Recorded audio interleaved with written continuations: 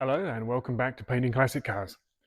In this video we're going to be looking at a Jaguar MK2 which suffered some major front end damage when a vehicle pulled out in front of it on a dual carriageway. Thankfully no one was injured in the incident, but as you can see the car didn't fare too well.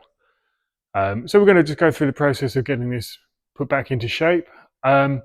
We did take the decision to start this YouTube channel about a month or two after the car came in. So unfortunately, a lot of this video will be still frame, but there is some video, and we'll try and keep it relatively entertaining for you. So let's have a look, see what happens.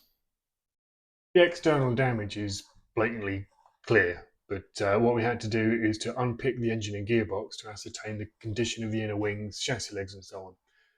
Once this was out, we could see that it wasn't actually too bad, but rather than get carried away and just cut everything off the front, we used the 10-ton porter power just to push as much as we could of the inner structure back into shape using the damaged outer wings as a form of holding a degree of structure. If you just start cutting outer wings off and pushing the inner wings, it's just going to get really floppy and flimsy. So with the porter power, we managed to get the inner wings into a lot better shape. And then we can start unpicking the damaged wings, outer wings, and get into the main structural work. Now, with these, quite a few people are saying, you know, it needs to go on a jig, it needs to go on a jig. Well, the way these are constructed, they don't just bolt onto a jig as such. But Jaguar, in their factory workshop manuals, do give, there's plenty of datum points. And Jaguar do give you in their workshop manual full breakdown of very accurate measurements. So we could pick up on the undamaged areas and make the measurements forward of there to ascertain exactly what and where the car has taken any sort of twist and damage. Quite surprisingly, it wasn't too bad because we've got a big triangulated structure coming down onto the top of the chassis legs, going back to the bulkhead, which keeps everything kind of in play. You can just see this here going up through towards the brake master cylinder. So with all the panels ordered up, we got into the work. Cutting the chassis leg back to the rear cradle mount, which has a nice datum point there with a mounting hole, keeping the measurements throughout, checking. Very little is welded until everything's tacked up and lined up into position where we can again keep checking. With an older car, you do find corrosion as you go. There's a little bit here on the inner wing. Kind of petty to ignore that, so that was nibbed out and done. With the new bonnet bolted up, we can check that everything is lining where it should be. Again, though, you find damage with an older restoration, which we'll come back to a bit later. But the front inner wings all dollied up, all straightened out. We reflanged quite a bit of it down the bottom there where it meets onto the chassis leg, just to make sure we've got nice, clean, strong steel to help pull it all together. Again, you can see here just tacking it up, clamping it up, pinning it up. Nothing's welded until, well, as you go through the processes here with the outer wings, nothing's welded up until it's all lined up. The sills we found had been replaced at some point with use of rivets. There's lots and lots of rivets holding the sills together and a few tack welds. It's just astonishing the amount of rivets found in here. So we reflanged the inner sill because it had been so badly battered and damaged before. So along the top there, we just re-edged them. Everything's coated in the epoxy on the inside to give rust protection. And then new outer sills are lined up, fitted, and welded throughout. At the front here, the panel, again, all clamped up, not welded up. They're all reproduction panels, which they're not cheap, and I've got to be fair and say they're not great. It's a starting point, but they do take a lot of work getting everything lined up here. If you just to strap them to the car and weld them in place, you'd be quite disappointed because you'd end up with these lovely factory almost panel gaps, which is not what we're looking for at all. So a good deal of many hours rather, are put into just getting these to fit and adjusted and shrunk and trimmed and edged, and there's a lot of work. A lot of work goes into getting these wings to fit. because you've got so many different gaps that you've got to try and get all lined up. And the front wings do, they make up the bulk of the front end of the car. So it's important to trial fit everything at every stage as you go through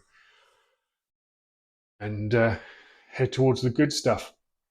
Now here, these wings are epoxy coated when they come to us, but keying up to prime, we found there was just corrosion underneath the epoxy already. So we had no choice but to take these brand new panels back to bare steel. You can see here, everything's ready to go into our epoxy. So there we are, the Noble for Classic Car epoxy. Engine bay gets the same treatment, the epoxy, then it's primed, and then we go into body colour. Now, we do this so that we can get the engine and gearbox in with unpainted outer wings, because we don't want to get freshly painted wings and then be leaning over freshly painted wings to get the engine and gearbox in. So again, trial fitting everything, checking as we go while we do all the filler and shaping work, making sure that we get everything fitting as well as it can, and indeed better than factory, which without the rose tinted glasses, factory fit wasn't amazing.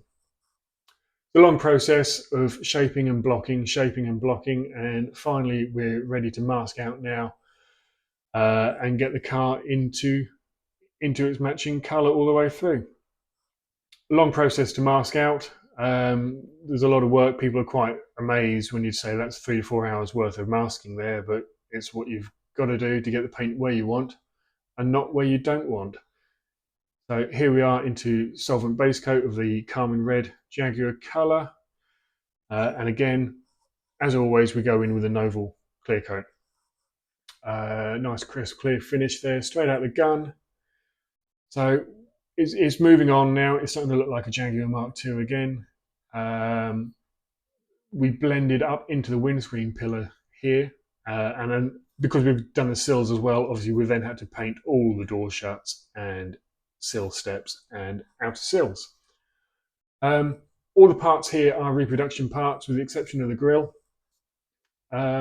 which means there's still quite a lot of work to go through just to get these fine-tuned and fitting in here. Reproduction parts are a good starting point, but they always need a bit of fettling and a bit of work. Here's the car now. I say now, here's the car then. All panelled up, all painted up, all fitted up.